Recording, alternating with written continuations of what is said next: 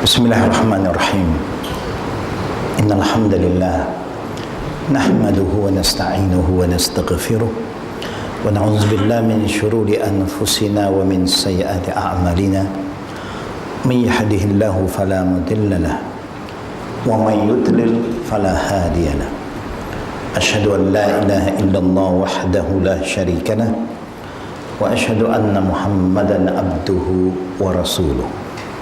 أوصيكم وإياي أولا باتقوا الله فقد فاز المتقون كما قال الله تعالى في القرآن الكريم بعد أعوذ بالله من الشيطان الرجيم يا أيها الذين آمنوا اتقوا الله حق تقاته ولا تموتن إلا وأنتم مسلمون يا أيها الناس اتقوا ربكم الذي خلقكم من نفس واحدة وخلق منها زوجها وبث منهما رجالا كثيرا ونساء واتقوا الله الذي تساءلون به وأرحام إن الله كان عليكم رقيبا يا أيها الذين آمنوا اتقوا الله وقولوا قولا سديدا يصلح لكم أعمالكم ويغفر لكم ذنوبكم وما يطع الله ورسوله فقد فاز فوزا عظيما.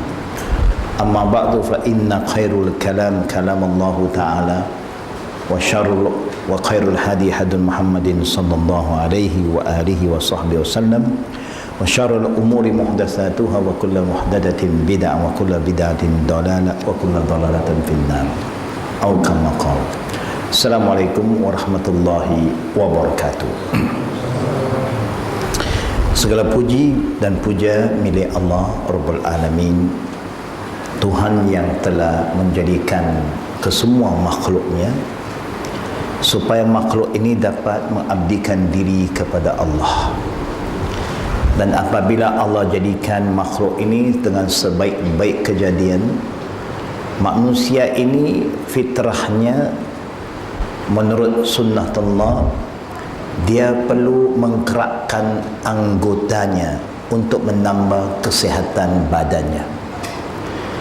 Dan sebaik-baik gerakan ialah gerakan melalui solat kita. Selawat dan salam atas Nabi kita Muhammad sallallahu alaihi wasallam yang telah diutuskan oleh Allah Subhanahu wa taala untuk menerima amanah, iaitu Al-Quran. Kemudian nabilah yang akan adakan beberapa demonstrasi, beberapa gerakan-gerakan ibadat supaya setiap hamba Allah dapat menyempurnakan ibadat mereka mengikut apa yang ditakdirkan Allah melalui nabinya Muhammad sallallahu alaihi wasallam. Begitu juga akhirnya mudah-mudahan kita semua termasuk dalam golongan orang-orang yang diredai Allah, ialah orang-orang yang mengikut petunjuk yang telah ditakdirkan oleh Allah. Yang kita muliakan Tuan Imam Masjid, ini surau ke masjid sekarang ya, surau ada Jumaat ya, masjid lah ya. Istilah surau hanya di negara kita saja biasanya, atau Nusantara. Di luar-luar negara dia anggap semua bangunan yang dikhususkan untuk solat dan ada imam tetap, ada azan, dinamakan masjid, imam kecil ataupun besar. Yang kita muliakan juga nazirnya, ahli-ahli jawatan kuasanya, dan jemaah muslimin dan muslimat yang senantiasa memakmurkan ya, masjid ini. Saya sebut masjid lah ya. Mudah-mudahan satu hari dia jadi masjid ya. Jemaah yang kami muliakan, sebelum kita teruskan pengajian kita, saya sendiri ingin memohon banyak juga maaf kerana sudah lama ya saya tidak kemari ya, oleh kerana sini pun alhamdulillah banyak aktiviti dan kebetulan kita juga banyak tanggungjawab yang lain, khususnya di luar negara. Alhamdulillah dengan izin Allah dapat juga kita bertumbuh balik dari masa ke semasa, walaupun tidak setiap bulan, tetapi di waktu-waktu yang Allah mudahkan kita untuk bertemu. Dan saya yakin kitab yang saya syurkan supaya jadikan kitab rujukan kita pun dah lupa lah. Ya, dan apakah mauduknya pun kita lupa, tapi ada dalam catatan saya. Ya, apa yang saya sampaikan biasanya saya buat catatan. Yang penting muslimin dan muslimat, sebagai muqaddimah, kita orang Islam boleh dianggap sebagai umat yang paling bertuah, untung dan bahagia. Kerana Allah Subhanahu wa taala pilih Islam untuk kita. Kemudian bila Allah pilihkan Islam untuk kita, Islam yang Allah pilih adalah satu agama yang Allah sendiri telah sempurnakan untuk kita. Tak perlu lagi kita nak ubah suai, tambah sini, korang sana.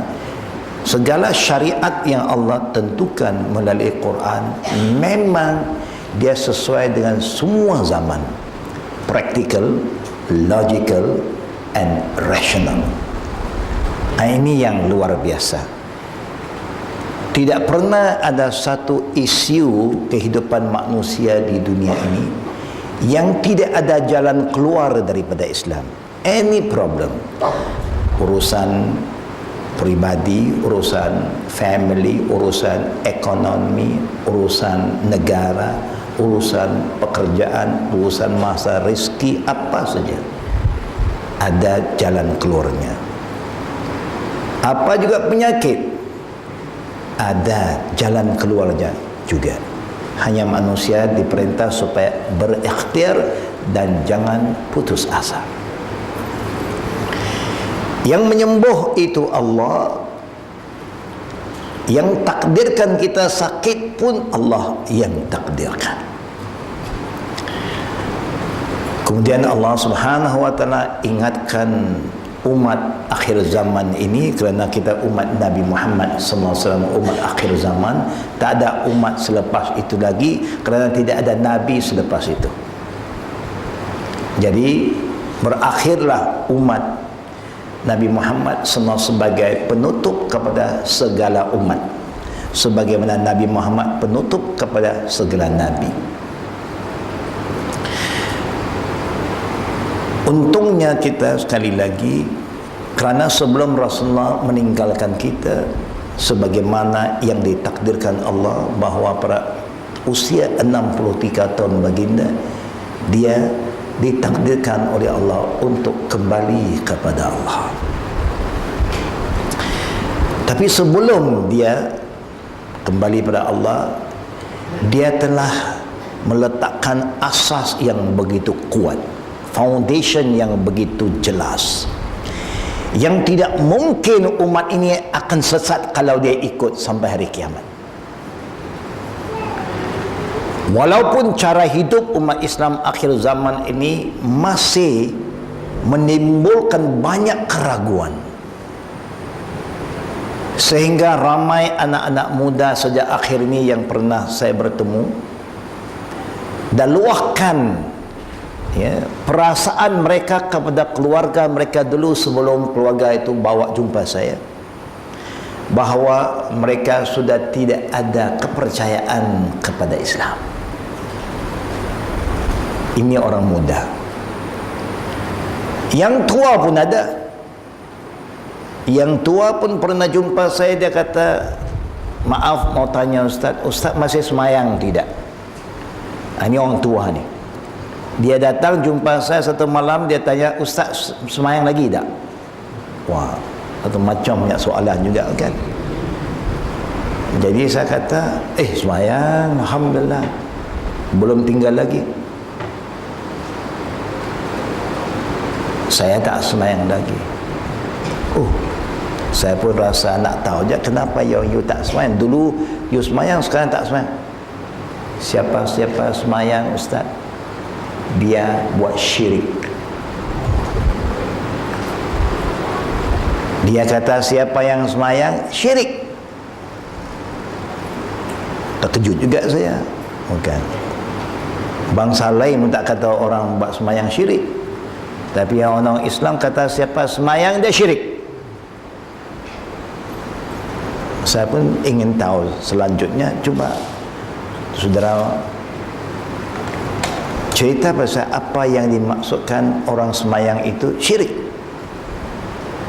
Dia kata orang Cina semayang tak? Semayang. Kita kata dia syirik kan, walaupun dia semayang. Memanglah dia syirik. Kenapa kita kata dia syirik? Kerana dia sembah patung. Patung itu dari mana? Patung itu mungkin ada yang buat daripada kayu, bila ada duit lebih buat daripada batu, duit lebih lagi buatlah batu yang lagi mahal daripada mamar dan macam-macam. Orang India semayang tidak? Semayang, dia kata. Orang Buddha semayang tidak? Semayang. Kita kata mereka syirik tidak? Syirik. Semua orang semayang syirik. Dia kata kita pun semayang, kita pun syirik. Kerana kita kata mereka syirik, kerana mereka sembah batu, sembah kayu, sembah salib, sembah orang, macam-macam. Yang kita pun apa beza? Kita pun sembah batu juga, iaitu Kaabah. Kaabah itu batu kan? Betul tak kata-katanya? Rasanya betul tak? Dia kata kita semua orang Islam keliling batu, sembah batu. Kenapa batu kita tak syirik, batu orang lain syirik? Wah. Sebab itu saya tak semayang lagi. Saya anggap orang yang semayang, dia telah mensyirikkan Tuhan. Terfikir saya satu ketika, saya pun pegang tangan, saya setuju dengan saudara. Kalau takdirnya satu hari, zaman dulu sudah ada usaha nak runtuhkan Kaabah, supaya Kaabah ini orang akan lari ke Yaman kerana telah dibina satu Kaabah baru situ dengan tentera gajah, tentera yang terbesar waktu itu.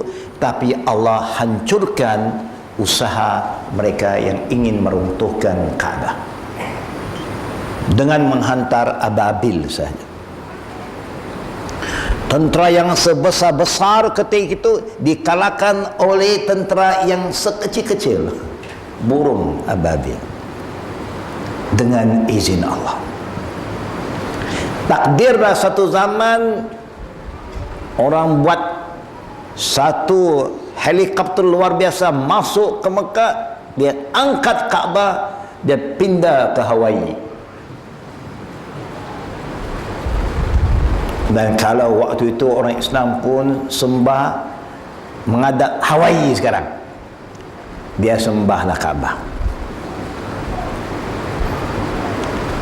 Kalau kita ikut mana Kaabah pergi, artinya kita sembah Kaabah. Saya tanya orang itu, saudara sebelum ini pernah solatkan? Dalam negeri you solat, di luar negara kerana dia pun sudah lama di luar negara juga you solat sebelum you fikir ke arah kata bahawa orang yang semayang itu syirik. Saudara masuk masjid, ada tak jumpa Kaabah? Mana-mana masjid yang you pergi, ada tidak Kaabah di dalam mihrab atau Kaabah di dalam atas dinding dan kita semua sujud kepada Kaabah? Ada tidak? Ada Kaabah di sini tidak? Ada Kaabah di masjid negeri tidak? Masjid wilayah ada tidak? Tak ada. Kalau ada pun paling banyak sejadah ya Kaabah di bawah. Kebetulan kita beli sejadah yang ada ya, wajah ataupun orang ukir dalam bentuk Kaabah. Kaabah itu kiblat. Kita pun tahu Kaabah itu kiblat, bukan tempat kita, bukan rumah itu yang kita sembah. Dia tak ada di situ pun kita akan terus arah ke itu. Faham ibu-ibu ya? Tapi kalau kita ikut mana Kaabah pergi, betul lah kata orang tu, kita sembah Kaabah, kita syirikkan Allah. Sebab itu kita kata Al-Kaabah qiblati. Kan? Kaabah qiblat kita. Beza dengan orang lain. Di mana dia duduk, di sana dia letak patung, di situ dia arah. Nanti dia pindah rumah pula, dia pindah juga benda itu. Di mana pula dia rasa feng shui dia bagus, dia letak, di situlah dia arah. Di situ dia pakunya, di situlah dia akan arah. Itu yang kita kata beza dia dan kita. Dia menyembah benda itu, kita tidak. Kita hanya mengarah ke arah kiblat. Faham ya? Alhamdulillah. Kalau tidak kita pun keliru juga. Betul juga. Okay. Sebab itu kita tengok heran kadang-kadang orang Islam bila sampai di Kaabah, ada yang melekat badan dia atas Kaabah macam Spiderman kan. Itu satu masalah juga. Seakan-akan dia anggap itu, wah, inilah Allah, inilah Allah. Sebab itu bila orang buka saja pintu Kaabah kerana orang nak masuk untuk bersihkan dalam Kaabah, orang yang tawaf dah tak bergerak. Orang tawaf terus berhenti. Lambai. Allahu Akbar, Allahu Akbar. Kononnya Allah dah keluar sekarang. Ini semua suatu kepercayaan yang kebetulannya tak betul, tapi kita terbawa-bawa kerana perasaan kita terhadap Kaabah itu luar biasa. Perasaan kita terhadap Hajar Aswad pun luar biasa, sampai bergaduh, bersiku menolak orang kerana nak cium Hajar Aswad. Sampai perempuan sanggup gadai maruahnya biar orang sesak dengan dia kerana nak cium Hajar Aswad. Jaga aurat kita wajib, cium Hajar Aswad sunat saja. Ini sebagai contoh. Yang mudah-mudah pula sebelum saya sambung bertajuk yang saya nak sambung, kata mereka, saya tidak semayang kerana selama ini saya semayang, saya tak tahu apa pun faedahnya. Tak ada perbezaan sedikit pun, tak ada perasaan sedikit pun bahawa saya ada hubungan dengan Allah. Ada betulnya. Kerana selama ini kebanyakan orang Islam yang semayang hanya ritual saja, value tak ada. Tahu semayang, tahu bacaan-bacaannya, tetapi tak tahu makna dia. Daripada awal solat sampai tahiyat, makna dia sudah beribu kali kita baca, tak faham. Dia rasa, saya tak rasa apa-apa pun. Benda yang kita buat kalau tak faham, mana boleh rasa? Kerana yang kita perkenalkan Islam kepada anak-anak, yang kita ajar pada anak hanya ritual, baca dengan baik, gerak dengan tumanina, tetapi tidak menceritakan value dia, nilai dia. Kenapa Fatihah itu begitu penting, kita pun tak cerita.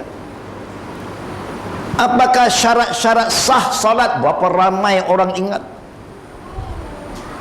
Walaupun paling minimum, berapa ramai orang ingat syarat-syarat sah salat? Contohnya, saya ringkaskanlah supaya kita pun tak kelupaan ya. Kadang-kadang kita pun take thing for granted. Kita ingat, oh saya tahu Belum kita diinterview lagi. Kalau kita diinterview, kita pun gelabah juga kadang-kadang. Syarat pertama, kita semua sedar, kita tak boleh mulakan solat tanpa ada wudu, bukan? Tak ada wudu tak boleh solat. Berarti badan kita mesti bersih dari hadas besar dan hadas kecil. Hadas besar Arab Nabi panggil ghusul. Hadas kecil namanya wudu. Air kalau tak ada, jangan salah negeri Selangor. Allah takdirkan kalau air waktu ada kita membazir, bukan? Waktu air membazir, nak ambil wuduk macam berapa baldi punya air untuk satu orang. Bila sekarang kita rasa kurang sikit, bukan tak ada langsung. Kalau begitu, bila waktu tak ada air, tak perlulah semayang. Bukan salah saya, salahlah kerajaan negeri Selangor. Dia tak supply air, bagaimana nak ambil wuduk? Tak boleh. Kalau memang tak ada air, apa lagi kita buat? Tayamum. Artinya mesti badan mesti bersih dari hadas kecil dan hadas besar. Syarat pertama. Alat untuk membersihkan badan pada asalnya air. Kalau tak ada air, tayamum. Masih kena buat. Yang kedua, pakaian mesti bersih dari najis dan menutupi aurat, tidak pula ketat dan tidak pula tipis. Bila tipis artinya dia tak cover auratnya, walaupun ada kain, tetapi kata Nabi Muhammad SAW, akan datang satu zaman umat aku yang berpakaian tapi bertelanjang, kerana dia pakai pakaian yang transparent atau terlalu ketat, tak tertutup bentuk badannya. Kerana tutup aurat bukan tutup kulit saja, tapi kalau boleh tutup bentuk badan itu. Pakaian mesti bersih daripada najis, dan pakaian mesti tutup aurat. Kalau lelaki tak boleh semayang tanpa tutup bahunya, daripada pusat ke lutut saja tak sah semayang. Kerana Nabi telah bersabda, la yusallina ahadukum bistawbin wahid wa laysa ala atiqai syai', dalam Sahih Bukhari. Tak boleh seseorang lelaki semayang dengan satu pakaian tutup sebelah bawah saja, dan tidak ada pakaian kedua yang tutup kedua bahunya. Hatta kalau kita dalam ihram, kita tak pernah disuruh oleh Nabi buka bahu kanan kecuali waktu tawaf saja. Tak payah buka bahu daripada sini. Siapa suruh buka? Tambah lagi, waktu nak semayang selepas tawaf, kita nak semayang 2 rakaat di makam Ibrahim, tak boleh buka bahu. Nabi dah bersabda, la yusallina ahadukum bistawbin wahid wa laysa ala atiqaihi syai'. Tak boleh seseorang lelaki semayang dengan satu pakaian yang tutup ke bawah saja, tidak ada pakaian kedua yang tutup kedua bahunya. Ramai tidak orang lelaki sekarang kalau waktu dia pakai ihram, dia buka bahu kanan waktu semayang? Ramai tidak? Mungkin termasuk kita juga. Kita dulu pun macam tu jap, tapi bukan salah kita, kita tak tahu. Yang disuruh oleh Nabi buka bahu kanan waktu tawaf sahaja. Ini contoh. Perempuan tak timbul, perempuan dah tutup semualah. Pakaian mesti bersih dari najis dan menutupi aurat. Ini syarat kedua. Kenapa ya Ustaz ini bawa kita balik semayang balik macam kita tak pernah semayang. Nah, ini sebagai peringatan saja, nak cek supaya kita tak lupa, supaya kita boleh terang kepada anak kita boleh faham. Kalau badan dah bersih, pakaian bersih, yang ketiga tempat solat mesti bersih. Tempat kalau buang najis, tempat orang kencing, tak boleh semayang. Dan indahnya Islam, Nabi Muhammad sallallahu alaihi wasallam mengingatkan umatnya bahawa di antara satu kelebihan umat Nabi, Allah jadikan bumi ini masjid. Artinya kita nak sujud pada Allah tidak semesti ada dalam bangunan, di luar bangunan pun boleh. Ya, di tasik-tasik pun boleh, di mana-mana R&R pun boleh, asal bersih. Ini yang ketiga, tempat mesti bersih. Yang keempat,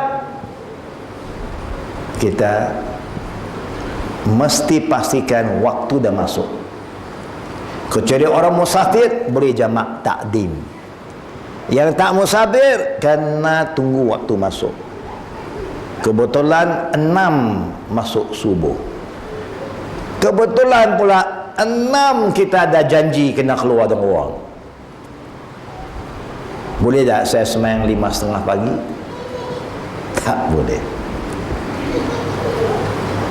Kita lewat sekian waktu dibolehkan, tetapi sebelum waktu tak boleh, kerana Allah Ta'ala berfirman, inna salata kanat alal mu'minina kitaban mawquta. Waktu salat Allah tentukan untuk orang beriman. Syarat keempat, waktu mesti masuk.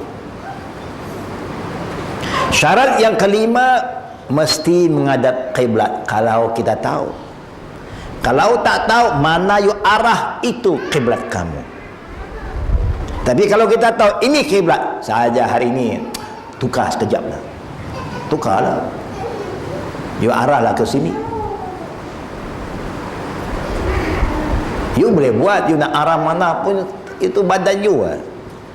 Tapi Allah tak terima kalau you sengaja tidak mau arah kiblat, kecuali you tak tahu. Kalau naik kapal terbang, selepas Middle East, Kaabah dah ada belakang, kiblat kita ada belakang. Kemudian pesawat itu dia tak membenarkan kita berdiri. Dia tahu, no, dangerous. Semua passengers mesti duduk. Mungkin MAS dia ada juga ruangan untuk kita berdiri. Saudi Airline ada ruangan untuk berdiri. Brunei Airline mungkin ada ruangan berdiri. Kalau airline yang lain dia kata, no, cannot. Safety. Waktu dah masuk. Kalau kita tak solat sampai Zuhur Asar dah hilang, kita wajib solat tidak? Wajib. Berdiri tak boleh, duduk tidak? Duduk. Waktu itulah Allah kata tak boleh berdiri, duduk. Qiyam wa qu'udan. Takkanlah kita nak kiblat dah belakang, bagaimana kita nak menghadap? Tak boleh duduk terbalik begitu.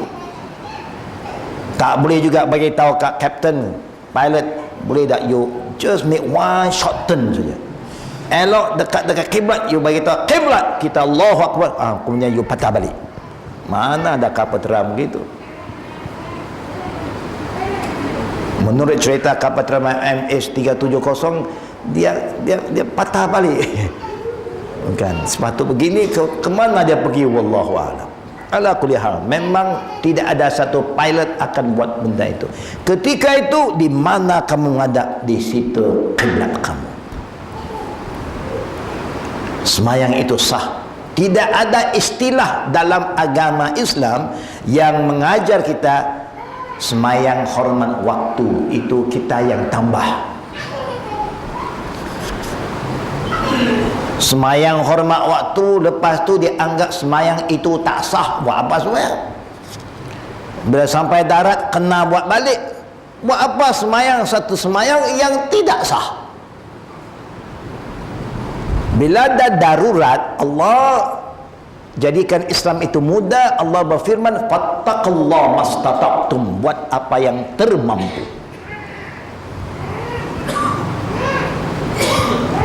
Macam kita dalam hospital, kebetulan katil semua tak menghadap kiblat, kita dah tak boleh bangun, bedridden.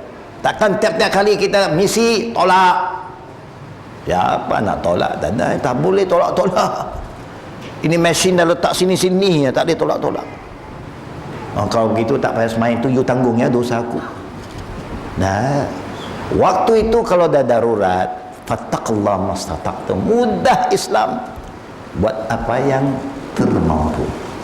Allah terima.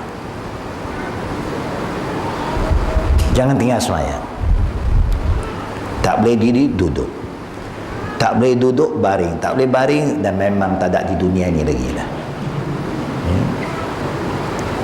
Kalau dah turun ke bawah, tak payah semayang dah, no more praying. You turun saja, tak payah semayang. Allah pun tak maulah kita semayang. Dia suruh kita tidur terus. Di akhirat pun tak nak semayang. Masuk syurga pun tak nak semayang lagi, tak ada puasa, semua tak ada. Kira be happy saja. Makan, minum, sakit tidak, pening tidak, semua tak ada. Alhamdulillah. Di sinilah nak sakit, nak pening, nak apa, seketika saja. Dan last kali, di antara syarat-syarat yang mensahkan solat seseorang ialah mesti ada niat. Mesti ada niat. Innamal a'malu binniyat, amalan mengikut niat. Tapi ingat, bila dia sebut niat dalam solat, la sautan la harfan, tak bersuara, tak ada huruf untuk disebut. Dia adalah peranan kalbi. Kerana solat dibagi pada 3 rukun. Rukun fi'li, qauli, qalbi. Artinya perbuatan, bacaan dan hati. Maka tempat niat ialah qalbi, peranan hati. Tak ada bacaan apa-apa. Sebab itu kita tengok kalau orang Arab semayang, senang saja. Betul tak betul? Imam Allahu Akbar, makmum pun Allahu Akbar, habis. Yang bukan Arab ni susah sikit. Yang bukan Arab tu dia nak baca juga. Seakan-akan kalau tak baca tak boleh start. Yang pelik ini, yang nak baca kita ini bukan Arab, yang kita nak baca bahasa Arab, orang Arab tak baca. Ini yang rasa ganjil sikit. Sepatut dialah baca dulu, tapi dia pun tak baca. Itu bahasa dia, kerana dia tahu dalam niat dia tidak ada bacaan, dia lintasan hati. Tuan-tuan, ibu-ibu semua sudah ada niat kan nak sembahyang Isyak? Anda ada? Ataupun tak ada niat? Automatik dia sudah ada. Habis maghrib memang Isyak akan datang. Malam ni tidur, bangun, kita tahulah kenapa kita bangun. Kita nak sembahyang fajar. Di situ letaknya niat. Cantik Islam itu mudah. Allahu Akbar, Allah Maha Besar. Itu saja.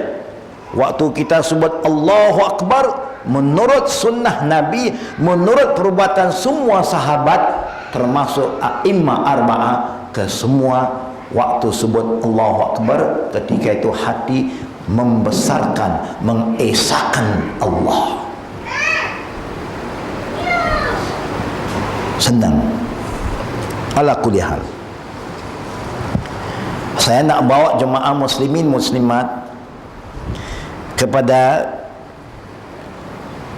satu istilah yang diguna sebagai manhaj. Manhaj boleh dinamakan panduan. Boleh juga dikatakan dasar. Kalau kita ditanya, kita ini orang Islam, orang umum ini, kita ini grup yang mana? Kerana sekarang Islam macam-macam grouping. Bukan? Kita ini grup yang mana? Saya ringkaskan. Segi akidah saja sudah ada macam-macam grup. Satunya Jabariyah, duanya Qadariyah, tiganya Mu'tazilah, empatnya apa lagi? Saya tinggalkan 4 dulu. Ada satu lagi Ibadi. Ibadi hanya terdapat sekaranglah di zaman kita di satu negara dalam dunia, ya. Ada satu negara saja istiharkan mereka itu manhajnya Islam, mereka ikut Ibadi. Mana negara itu? Siapa yang tahu mana negara orang Islam yang istiharkan bahawa dasar agama mereka, manhaj mereka Ibadi? Apa nama negara itu? Tuan-tuan tahu tak? Negara yang terkenal dengan Oman. Satu negara di Timur Tengah, raya mesti berbeza dengan jiran-jirannya, dan puasa pun berbeza.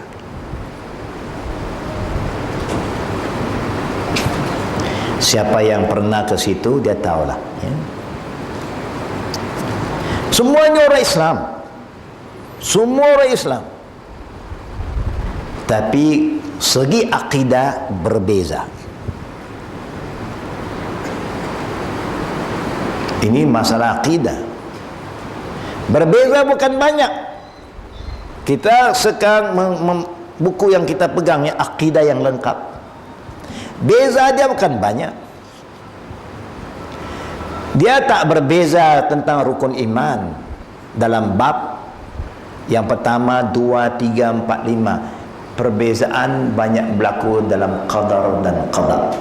Itu saja. Satu kata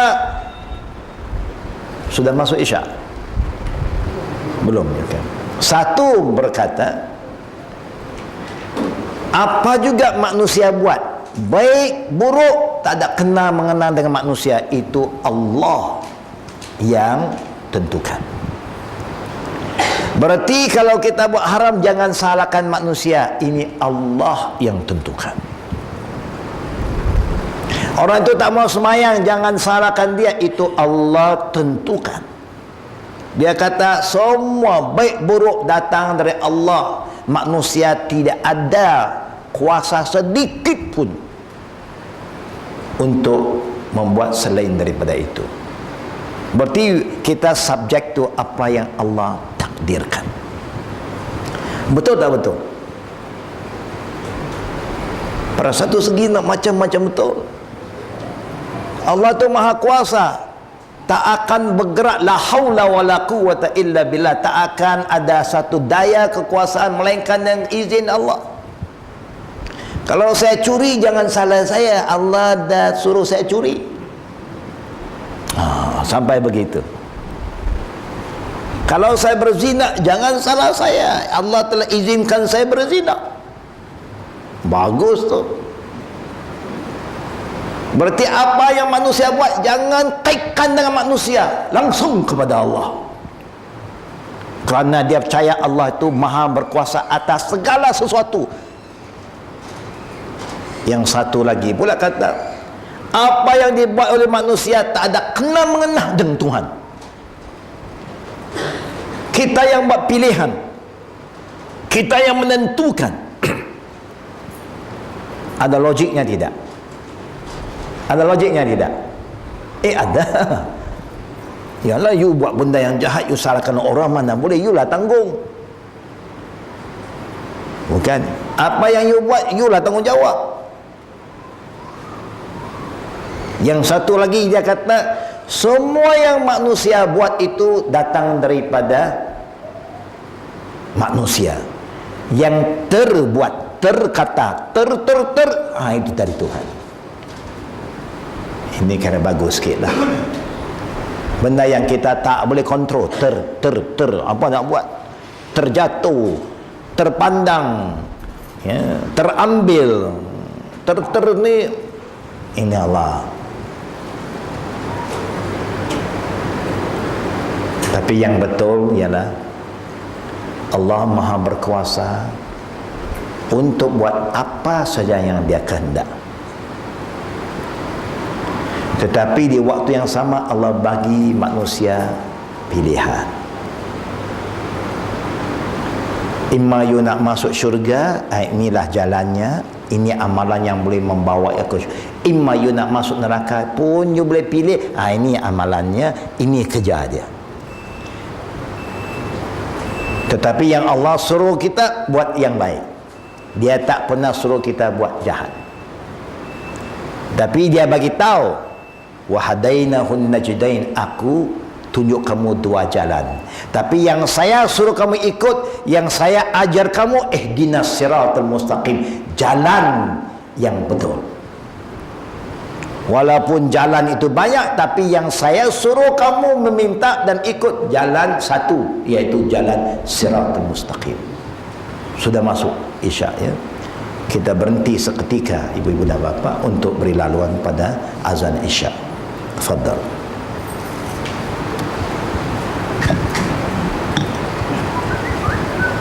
Akidah yang kita miliki pada amnya, yang kita akui ialah kita adalah grup ahli sunnah wal jamaah. Betul tak betul? Kita semua mengaku, saya bukan ibadi, saya bukan khawarij, saya bukan itu dan bukan. Saya ini adalah ahli sunnah wal jamaah. Ingat baik-baik apa yang kita akui, apa yang kita sebut ahli sunnah wal jamaah. Orang ahli sunnah wal jamaah dalam fiqh, akidahnya ialah akidah salafus salih. Bila kata akidah salafus salih, sebagaimana Allah berfirman, fa in amantum fa in amanu bimisli ma amantum bihi faqad ihtadaw. Ini Allah berfirman, kalau kamu berakidah, beriman sebagaimana beriman oleh Nabi dan para sahabat-sahabat sebelum kamu, maka kamu telah dalam petunjuk Allah. Itu akidah salafus salih, yaitu satu akidah yang mengajar kita beriman kepada setiap firman Allah dalam Quran, la raiba fihi, tak ada keraguan. Apa saja Allah sifatkan dirinya dalam Quran, kita tak guna takwil, kita tak guna perumpamaan, mungkin begini, mungkin tidak. Kita beriman dengan apa yang Allah perkenalkan, memperkatakan, berfirman tentang diri. Tak lebih dari itu. Contohnya, kalau kita ditanya mana Allah, apa nak jawab? Apa kita jawab? Umumnya dulu kita jawab Allah ada di mana-mana. Betul tak betul? Itu jawabannya. Itu jawaban sama dengan orang lain.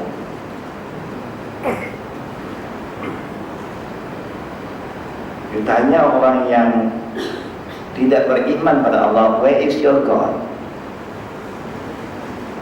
Jawaban mereka hanya dua. Tapi mesti ada jawaban. God is everywhere or God is up there. Dia kata Tuhan ada di mana-mana atau Tuhan di atas. Clear. Semua orang yang percaya ada Tuhan itu jawabannya.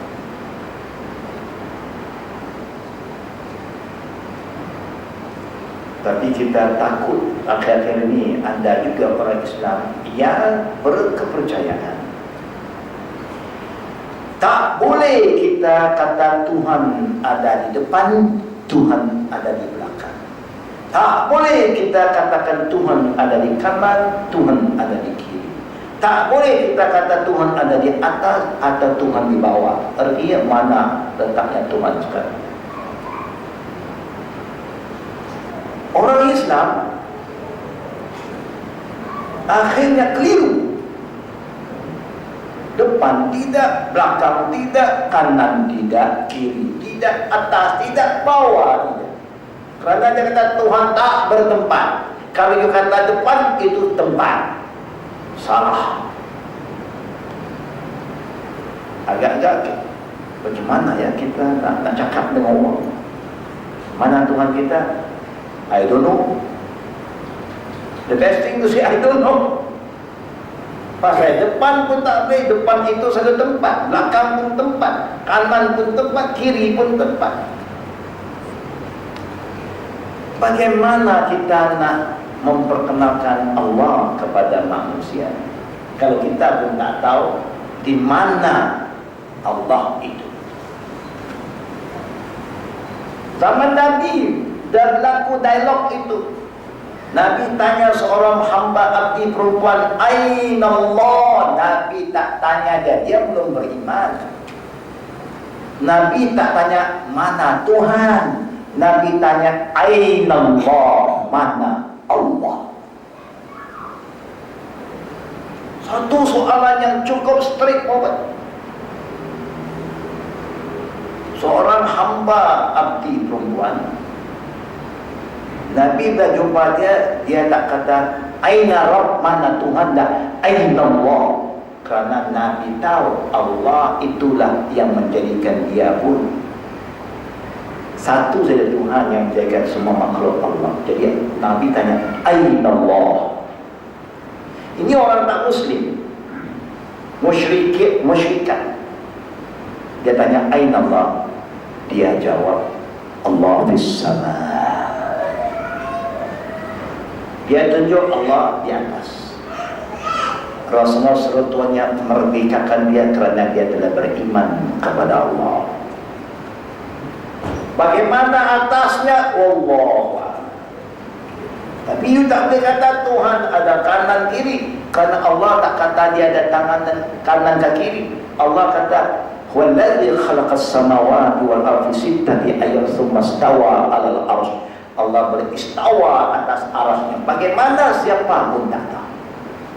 Kaifiyat majhul. Siapa pun tak boleh nak cerita, nak bayangkan aras Allah bagaimana, istawa Allah bagaimana.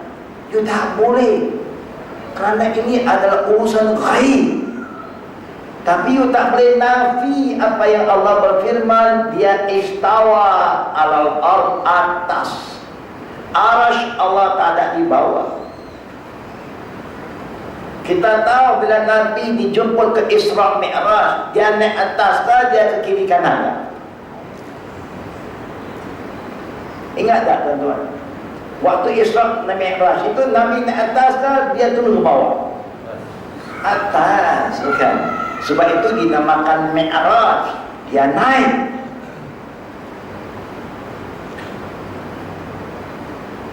Dan dia menghadap Allah. Allah di atas ke, di mana-mana ataupun di satu tempat. Nabi sampai mana waktu itu, ingat tidak? Sidratul Muntaha. Satu zone, satu area malaikat semua tak boleh masuk, hatta Jibril tak boleh masuk. Dan diceritakan Nabi kena melalui 6 peringkat langit. Dan tiap-tiap peringkat ada penjaga. Kita kata langit mesti di atas, kan? Dan Allah juga menceritakan dia turunkan Al-Quran, kan? Syahr Ramadan alladzi unzila, dia kata turun artinya dari atas baru turun. Betul tak betul? Jadi Allah dah cerita bahawa dia di atas. Habis cerita atas saja. Tapi kalau kita tak berani cerita apa yang Allah cerita tentang dirinya, we have problem. Sebab itu akidah yang betul bukan akidah yang kita belajar sekarang. Akidah yang diajar oleh Nabi Muhammad SAW. Dalam kitab Ibanah, kitab daripada Abu Hasan Asy'ari, yang kita umumnya kata kita berakidah akidah Asy'ari. Bacalah kitab Al-Ibanah. Kalau orang kata bahawa salah kita kata Allah beristawa, tapi dia beristaula, dia kata dia ikut Asy'ari, ini satu fitnah. Ini sedikit ilmu sajalah, saya mukadimah.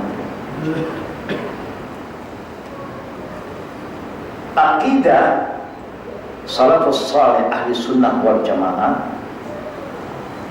mereka ada dua sifat. Sifat pertama talaqi, qabul, sifat menerima apa saja yang Allah berfirman, apa yang Nabi bersabda.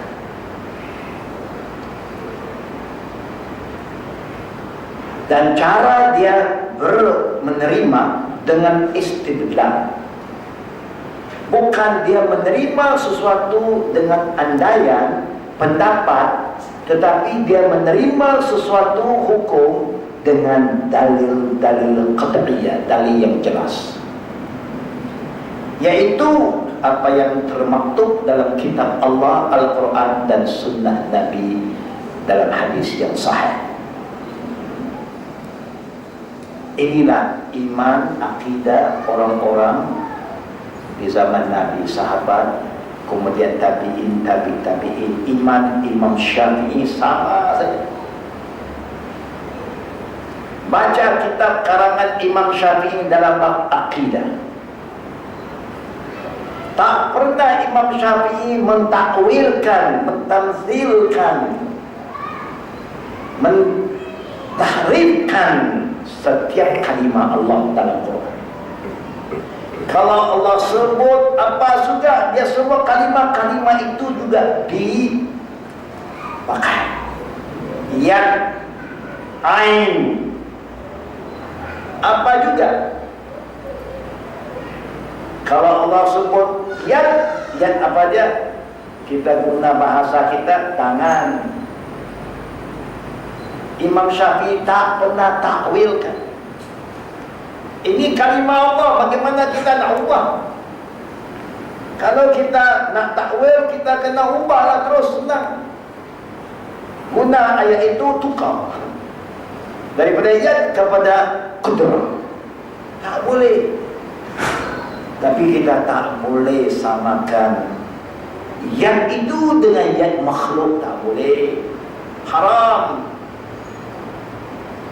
Ini sebagai contoh. Apa saja Allah sebut setiap kalimat dalam Quran tak pernah diubah oleh mana-mana imam. Abu Hanifah, Malik, Syafi'i, dan Ahmad Al-Hanbali. Begitulah firman Allah dalam surah Ahzab. Wa ma kana lil mu'minin wa la mu'minatin idza qada Allahu wa rasuluhu amran an yakuna lahum khiyaratan min amrihim. Wa may ya'sillaha wa rasulahu faqad dhalla dhalalan mubina. Bukan saya bercakap ini tuan-tuan dan puan-puan. Ini Allah berfirman 1407. Ayat ini dalam surah Al-Ahzab ayat 36 Allah bagi tahu tidak boleh, tidak patut, salah bagi laki-laki yang beriman, kalau kita kata saya beriman, atau wanita-wanita yang kata dia beriman, bila Allah dan Nabi telah putuskan sesuatu keputusan dalam kitabnya, dalam hadisnya, kamu masih nak cari jalan lain daripada apa yang Allah tetapkan dan apa yang disampaikan oleh Nabi. Bila Allah dah tetapkan begini, beginilah. Kalau Allah kata haram, haramlah. Tak boleh kamu nak cari hujah-hujah yang lain lagi, pendapat-pendapat yang lain lagi. Kalau Allah kata ahallallahul bai'a wa harramar riba, Allah halalkan perniagaan, Allah haramkan riba. Janganlah cari dalil untuk halalkan riba. Jangan. Kalau Allah dah kata riba itu haram, haram. Jangan kata ini lebih kurang macam bisnes sudah. Allah dah kata bisnes halal. Allah tahu apa itu bisnes, manusia saja yang tak tahu.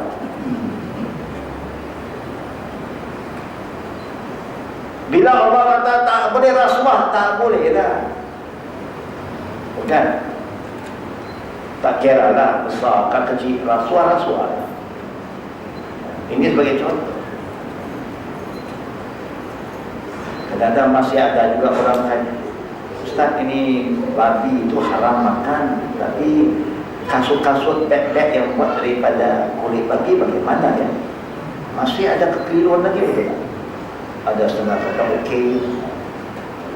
Apa dalilnya? Ada dalil.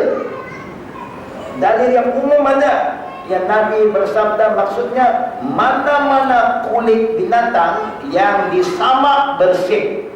Jangan kata-kata.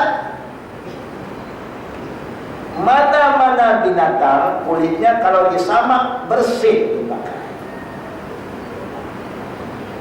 Dan dia boleh bahas ayat Quran kata apa? Yang Allah haramkan lahmal khinzir. Bukan Allah sebut khinzir. Kalau Allah sebut khinzir artinya seluruh babi, asal nama babi haram. Tapi Allah bila sampai kepada babi, dia sebut lahmal khinzir. Dia sebut daging babi. Nah, itu yang timbul, itu masalah lain. Ini bukan daging, ini bulunya. Bulunya saya buatlah benda-benda lain. Ini bukan daging, ini kulitnya saya buat kasut, saya buat beg, lembut pula. Ini bukan daging, ini tulang, saya buat sup. Buatlah. Kan? Tetapi yang jelas, ini ayat nampaknya dia sebut lahmal khinzir. Kan? Tapi kita kena cek juga bagaimana Nabi uraikan tentang benda haram. Rasulullah bersabda, "Iza haramallahu syai'an harrama thamanahu." Bila Allah haramkan sesuatu benda, maka segala urusan dengan benda itu hasilnya beli jual haram. Boleh faham tak? Jelas tak? Mudahlah kalau kita nak faham. Kalau tak mau faham pun boleh. Ini umum. Allah khususkan lahma, daging. Kalau begitu tak apa. Dah sampai ke peringkat itu, kita pun dah tak boleh nak lawan. Dia menggunakan ayat juga. Sebab itu ramai sekarang perempuan masih tanya, mana satu ayat yang kata perempuan kena tutup aurat? Tutup.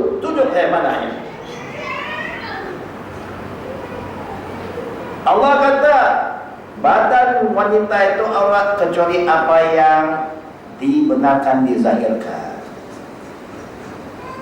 Dan dia kata yang biasa dizahirkan kita orang Melayu biasa zahir yang mana? Lahirlah. Yang biasa kita zahirkan. Kalau biasa buka sini, buka sana, buka. Yang penting bukan pakaian ini, gamal ini pakaian libasul taqwa. Wah, ada ayat Quran libasul taqwa. Hati itu yang sampai hari ini kita ada problem. Kita suruh anak tutup, satu kata siapa suruh tutup? Ini ekstrim, ini melampau. Pening tak kepala kita ibu-ibu? Pening juga. Kalau kita tak mau terima apa yang Allah suruh, dan Allah suruh ikut Nabi, kita tak mau terima Nabi, memang problem. Semayang lagi banyak problem. Mana dalam Quran kata subuh 2 rakaat? Mana ada satu ayat Quran kata semayang kalau tak baca Fatihah tak sah? Mana ayat? Memang tak ada. Berarti apa nak baca? Baca. Mana ada Quran kata semayang kena bahasa Arab? Oh, itu yang sekarang ada setengah semayang cakap pun. Itu saja bahasa yang saya paham. Kenapa saya baca satu bacaan yang saya tak paham? Logik ada. Okay. Betul, dia kata mana ada? Tunjuk tu Quran. Yang mau Quran tunjuk mana ada satu kalimat dan Quran kata tak sah sembahyang tanpa Fatihah. Tunjuk. Memang tak jumpa betul. Jangan carilah. Yang ada hadis saja. Ini contoh. Kalau kita mau terima macam Allah berfirman, apa yang Allah putuskan, apa yang Nabi putuskan, kamu tak mau ikut, memang kamu sesat. Itu yang Allah bagi tahu, bukan saya.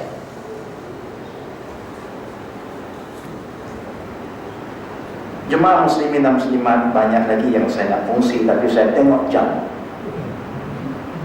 Saya biasa habis jam 9. Kita pun nak habis jam 9 juga. Jadi kalau ada soalan, kita berilah laluan. 2 soalan kalau ada dipersilakan.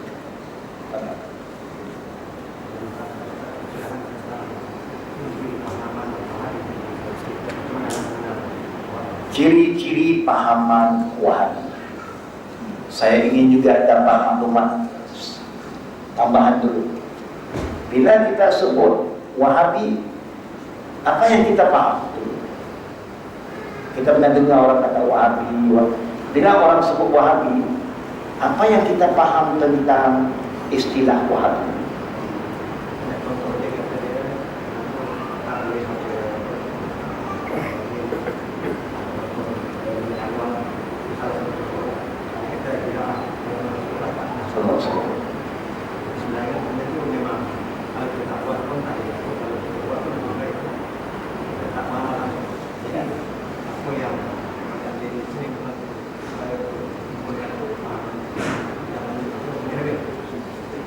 Soalan daripada Bapak tadi katanya, contohnya orang kata Wahabi di antara ciri-cirinya dia tidak ada talqin, ada kematian, tidak ada kenduri arwah. Betul tadi soalannya ya?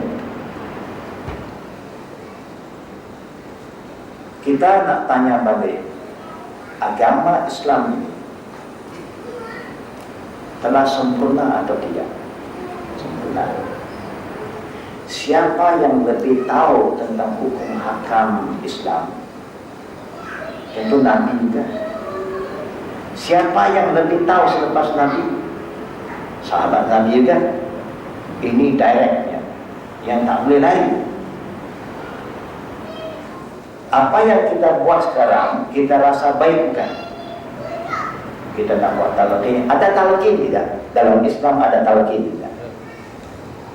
Tuan-tuan tahu tak, dalam Islam, dalam ajaran Nabi ada talqin tidak? Apa jawaban kita? Ada tak? Siapa kata tak ada talqin, memang dia tak kenal sunnah Nabi. Memang ada hadis tentang talqin. Rasulullah bersabda, laqinu mautakum la ilaha illallah. Ini Nabi yang perintah, laqinu mautakum la ilaha illallah. Hadis dah ada,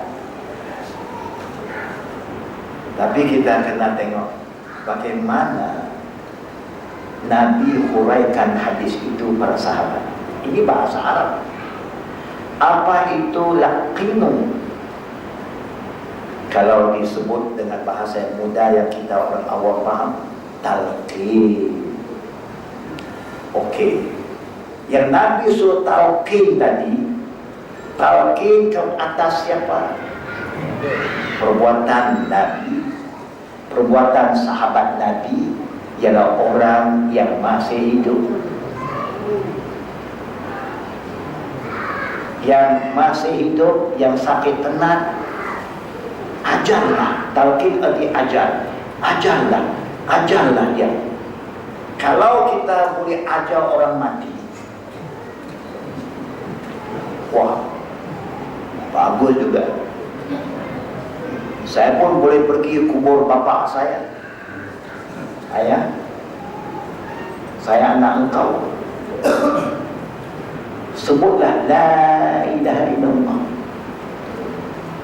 Saya ajar engkau sebut la ilaha illallah. Bagi pihak engkau, sekarang engkau seorang Muslim, kerana saya ada sebut mengucap bagi pihak, atau ikutlah saya.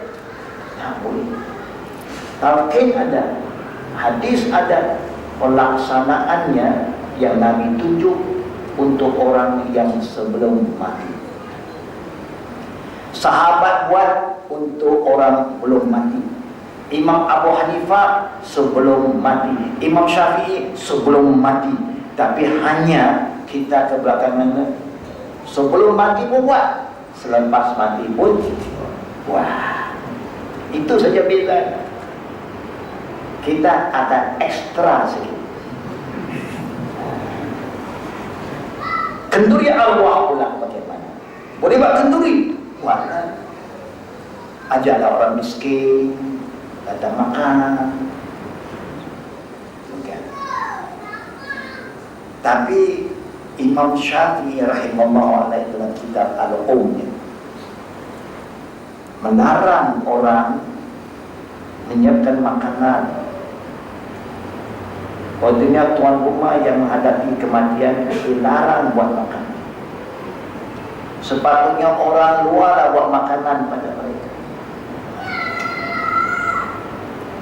Kenduri ini bagus, pada kumpul family, tapi patutlah ajar keluarga semua bagaimana kita boleh bantu arwah. Apakah amalannya kita boleh bantu arwah? Kalau dia hutang, siapa nak bayar? Kalau wasiat, siapa nak sempurnakan? Kalau dia nazar, siapa yang boleh ikut? Semua kena buat cepat-cepat yang dia, yang agama suruh. Bukan kita hanya duduk sono baca malam 1, malam 3, malam 7, malam 40, malam 100. Kalaulah benda itu ada, ini urusan agama, tentu Nabi dah buat, tentu sahabat dah buat. Kalau kita kata yalah mereka tak buat, tak apa, kita okey, kita berarti kita lebih baik dari mereka. Itu saja. Tentu kita tak berani kata kita lebih bijak dari mereka, kita lebih tahu dari mereka. Macam doa ini talqin semua merupai doa. Yang kita berkenduri arwah untuk apa? Nak doakan. Urusan doa semua urusan ibadat. Tak boleh kita ikut suka hati, mesti ikut contoh. Sebaik-baik contoh adalah Nabi. Laqad kana lakum fi Rasulillahi uswatun hasanah. Saya nak ajak tuan-tuan kalau pergi umrah atau haji, bila sampai Madinah, saya minta satu saja usaha. Sampai Madinah, cari peluang, sekurang-kurang sekali masuk pakai. Senang saja. Kalau you nak masuk pakai, semayang waktu fardu, semayang dekat Babul Jibril atau Babul Baqi'. Babul Salam daripada sini contoh, terus jalan makam Nabi, lepas tu Abu Bakar Umar, terus keluar pintu, itu Babul Baqi'. Semayang Zuhur ke, Asar ke, Maghrib ke, Isya ke, Subuh di situ. Lepas solat fardu ada announcement untuk semayang mayat. Semayang mayat saja nanti mayat akan keluar. You nampak, you ikut. Cepat-cepat lari, peganglah sikit-sikit, sekejap-sekejap, tak apa, pegang. Memang you tak boleh pegang sampai lama, kerana banyak orang berebut nak pegang. Kemudian memang tak larang kita pasal yang angkat, pekakas yang angkat banyak berat, dia made of steel. Saya sekuat-kuat saya pun lepas tu berminggu sakit, kerana dia laju, dia jalan pas. Tapi ikut sampai dalam. You tengoklah pengalaman kita sendiri, ainul yaqin, bukan cakap, bukan baca-baca, tengok sendiri bagaimana upacara kebumian yang berlaku di Baqi'. Sejak dari zaman Nabi sampai sekarang tak berubah. Lihat sendiri, saksikan sendiri supaya tak timbul fitnah. Bukan orang cakap ni orang tidak, saya tengok dengan mata kepala saya sendiri. Ada orang bawa Quran masuk, ada orang bawa kerusi masuk, ada orang bawa payung masuk, ada orang bawa tikar masuk, ada orang bawa air mawar masuk. Tengoklah. Kita macam-macam bawa. Niat kita baik. Nak kata panas, sana lagi panas. Nak kata, oh ini kita nak sejukkan, sana bumi lagi kering. Sepatutnya kalau boleh tabur air, sana tabur air dulu. Kita ada macam-macam kepercayaan yang telah diikut oleh kita sebelum Islam. Bila datang Islam, benda itu masih diteruskan tanpa disedari oleh kita. Jadi saya nak maklumkan supaya bila orang sebut apapun kumpulan, Wahabi ke, Wasabi ke, apa bila sebut, sebelum kita nak yakan kata-kata orang, kita kena ada ilmu. Jangan fitnah orang. Kalau kita kata kita orang berilmu, ayo selesai masalah dengan ilmu, dengan emosi, bukan hukum orang, fitnah orang. Dah panggil, duduk, kita bincang. Betul tak boleh tuan-tuan? Patut tak? Orang berilmu mesti menyelesaikan masalah dengan ilmu, bukan dengan emosinya, tuduh menuduh, fitnah memfitnah, kemudian salah gunakan kuasa. Kadang-kadang masalah agama bukan kita pertikaikan kuasa. Kita nak tahu ada tidak Nabi buat. Kalau mereka kata ada dalil Nabi buat, kita semua jangan tak buat. Senang tak? Senang saja. Kalau Nabi buat, kita buat. Jangan kata tak buat. Kita mesti sami'na wa ta'na, dengar tadi itu.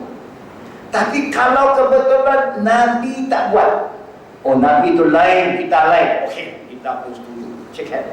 Yang kata Nabi lain, kita lain, betul. Kita bukan Nabi, dia Nabi. Adakah mana-mana sahabat buat? Abu Bakar ke, Umar ke, Osman ke, Ali ke, Abdul Rahman bin Auf ke, Abu Hurairah ke, Khalid bin Walid, siapa-siapa ada tak buat? Kalau ada, ya Allah kita ikut, kerana Allah suruh ikut sahabat. Allah pun suruh ikut sahabat. Wasabiqun al-awwaluna minal muhajirin wal ansar wallazina tabauhum bi ihsan. Dalam surah At-Taubah ayat 100, Allah suruh kita ikut mereka, boleh ikut. Kalau ada contoh, Kalau tak ada, I think we should stop there. Kan?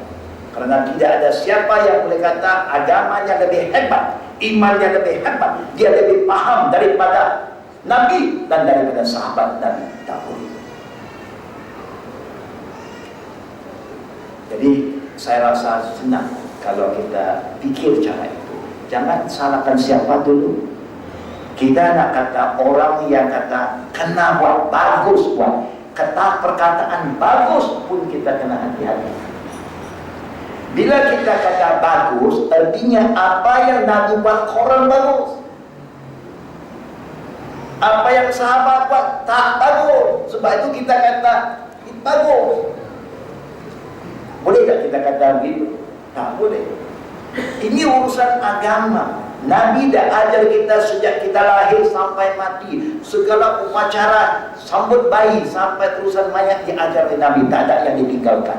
Kalau ada, tak ada, kita berhenti di situ. Sehingga orang boleh buktikan ada dalil. Alhamdulillah, sama-sama kita ikut.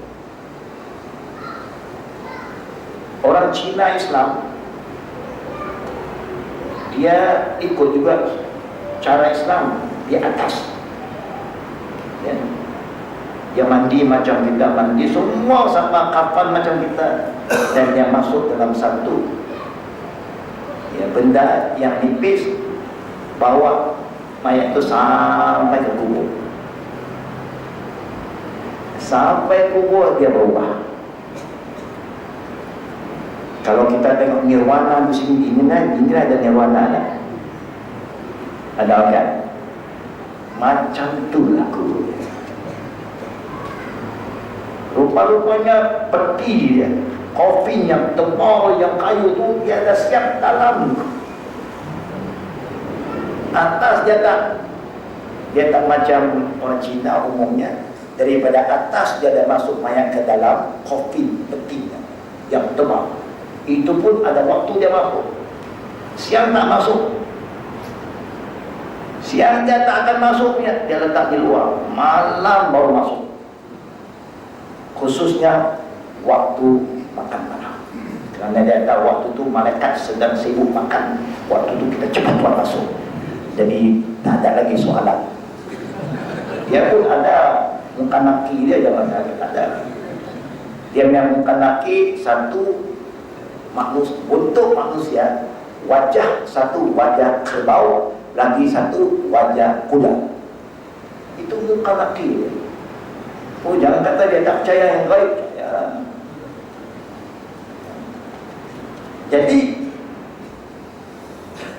orang Cina dia buat begitu. Kalau saya tahu, saya duduk di Hong Kong dulu, saya bawa juga, mereka minta saya dalam yang lain membawa kopi itu macam orang-orang yang tidak Muslim.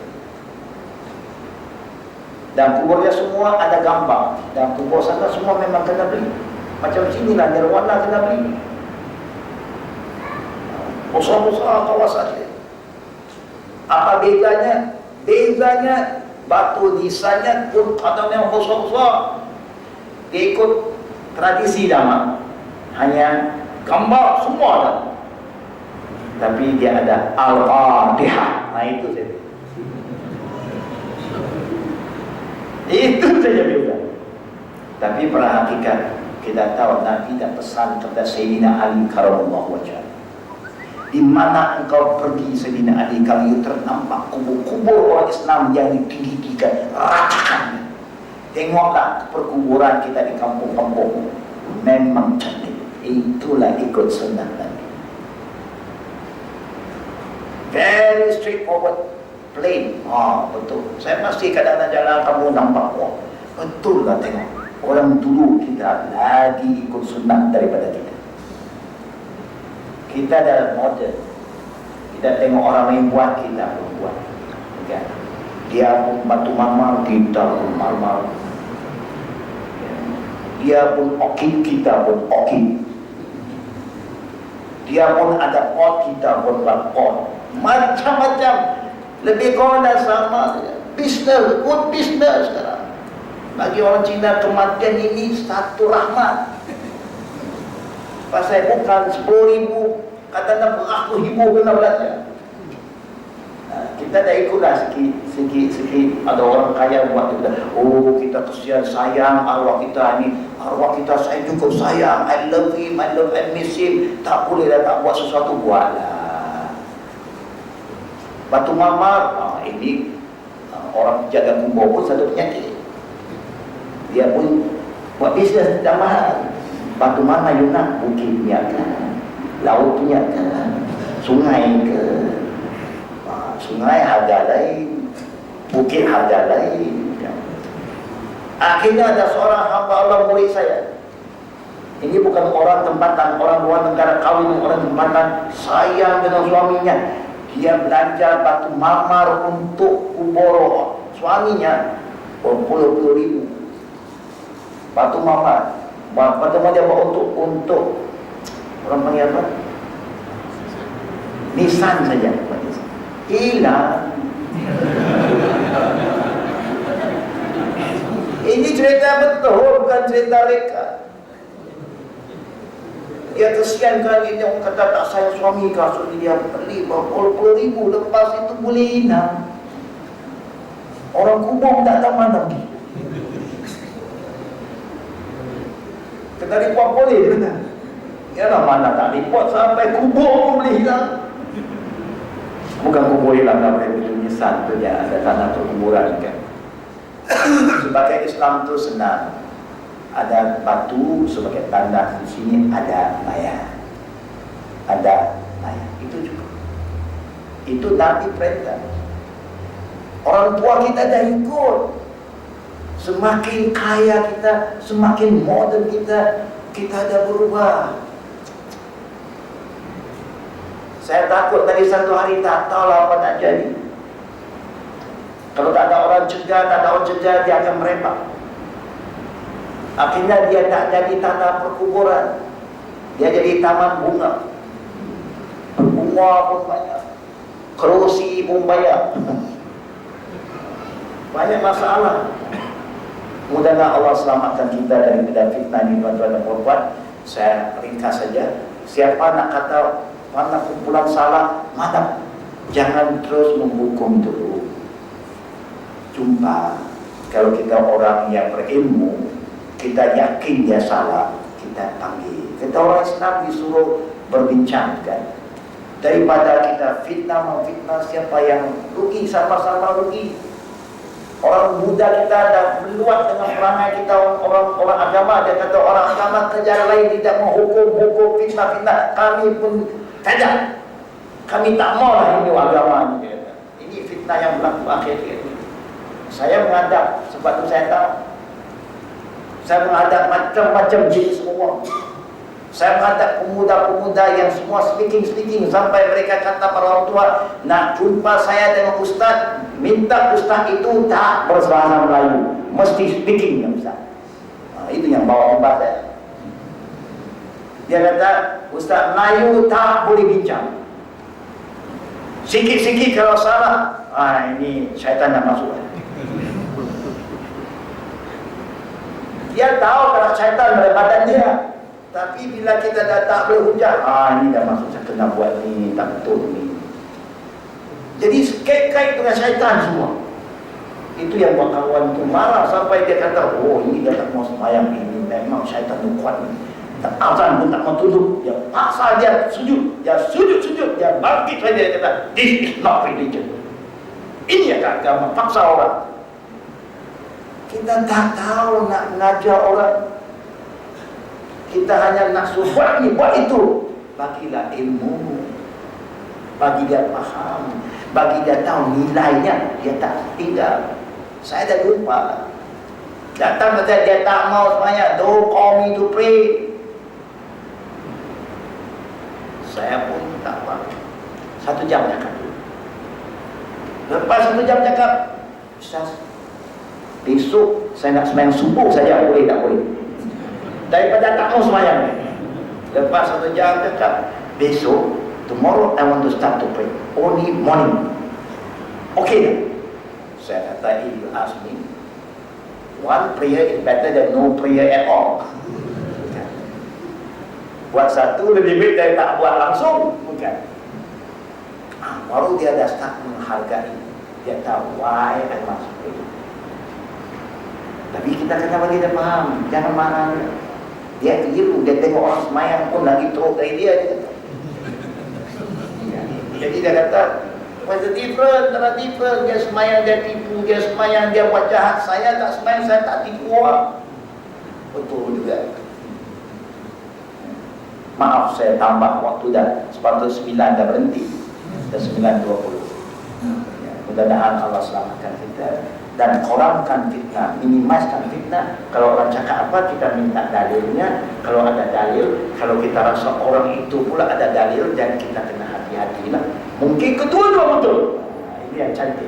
Mungkin dalil ini pun betul, dalil itu hanya cara kepahaman kita berbeza. Jadi kita kena selesaikan itu supaya fitnah tak berlaku. So that will be the best way to solve our problem. Karena Allah kata, fa in tanaza'tum fi syai'in farudduhu ila Allah wa Rasul. Kalau kamu berselisih faham, mesti kembali pada Quran dan Sunnah Nabi, bukan pendapat ini. Tak selesai. Maaf, so, kalau ibu nak tanya satu, insyaAllah kita bagi laluan. Silakan.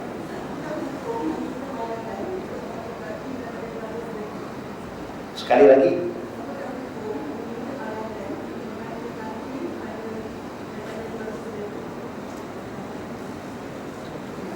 Dengar saya orang-orang apa-apa.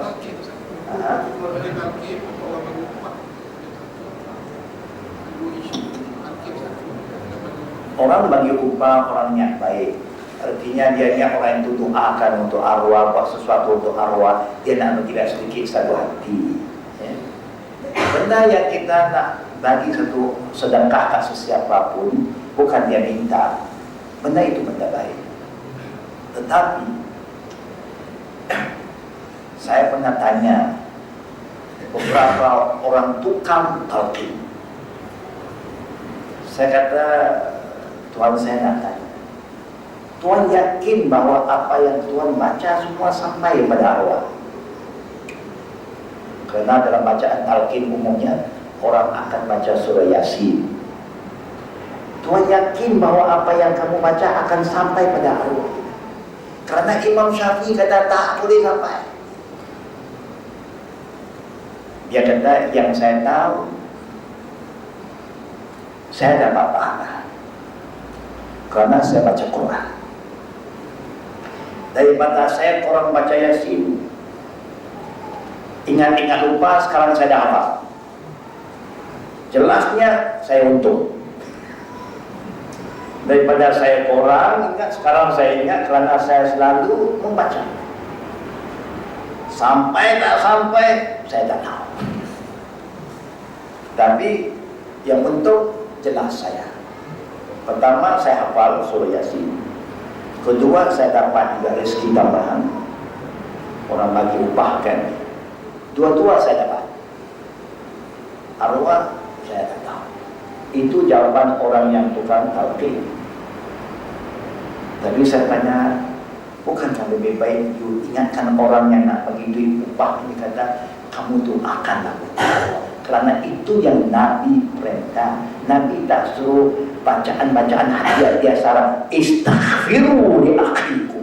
Ini yang diperintah oleh Nabi kepada orang hidup. Bila kamu tahu ada orang mati, doakan supaya Allah ampunkan dosa saudara kamu. Itu saja. Kemudian doa pun Nabi ajar. Macam doa kita baca dalam semayang-mayang, sama. Jadi benda itu nak buat bantuan apa pun bagus, yang sedekah semua bagus, no problem. Tapi buat dengan betul lah, tempat yang betul. Yang paling tak cantik waktu orang semayang-mayang, you bagi duit. Oh, saya tahu dulu saya pun waktu muda kan, saya kata ini semayang yang cukup makbul. Belum habis semua, duit tak dapat. Waktu itu mesti pakai baju yang ada poket. Pasal orang tak letak duit atas tangan. Kita amin, tuk masuk. Lepas tu buka RM5, alhamdulillah. dapat RM1 dekutnya. Daripada niat tadi saya semayang karena Allah, sekarang saya bukan karena Allah lagi, dah mau ekera lah, RM1 kata. Akhirnya saya ada satu kawan, akhirnya saya akhiri ucapannya, dia takut nanti dia mati, orang semayang mayatnya, dia hantar surat jemputan, macam jemputan kak raya kan, ataupun waktu kahwin, dia hantar, dia amanahkan surat ini sampai pada saya. Dia minta kalau saya mati, siapa-siapa yang datang sholat, satu orang bagi RM50. Maksudnya dia itu banyak. Imam 500. Makmum bagi imam satu orang. Makmum 100. Jadi makmum 50. Itu baru semayang. Siapa-siapa sampai kubur, bagi lagi 50. Sudah dalam surat semua ada. Dan memang dia orang dah itu. Tengok apa nak jadi sekarang. Agama sudah jadi permainan. Semua duitan sekarang. Sebab itu dulu saya tengok ada beberapa kawan saya, mana ada mayat dia ada. Oh, rajin hamba Allah itu. Mungkin semayang fardu dia tak ada, tapi semayang mayat itu lagi wajib daripada semayang, lagi fardu daripada semayang fardu lagi. Kenapa? Dia tak missnya. Mana mayat nampak aja, dia tahu. Ini memang ahli semayang, tapi semayang mayat saja. Jadi mudah-mudahan Allah selamatkan kita. Kalau nak bagi sedekah, bagilah waktu lain, bukan waktu orang semayang. Ya, kalau nak bagi siapa pun bagi, tapi jangan waktu dia sedang buat suatu ibadat, kerana Allah nanti hilang keikhlasan. Ya, itulah peringatan saya, Ibu. Semoga Allah selamatkan kita daripada amalan-amalan yang tidak kebetulan ikut sunnah Nabi Muhammad sallallahu alaihi wasallam. Subhanakallahumma bihamdik, asyhadu an la ilaha illa anta, astaghfiruka wa atubu ilaik. Assalamualaikum warahmatullahi wabarakatuh.